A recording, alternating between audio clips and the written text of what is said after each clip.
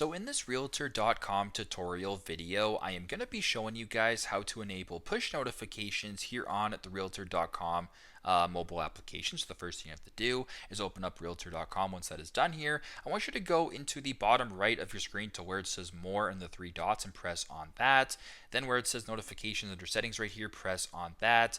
And what you can actually do now is actually press push notifications. So you can go ahead and turn that on to once a day. You can go ahead and allow or decline that. You can go ahead and push on as they come. Same thing, go to settings. You can kind of figure it out that way. And that's how you guys can basically enable and turn on push notifications here on the Realtor.com mobile application. So super simple, super straightforward.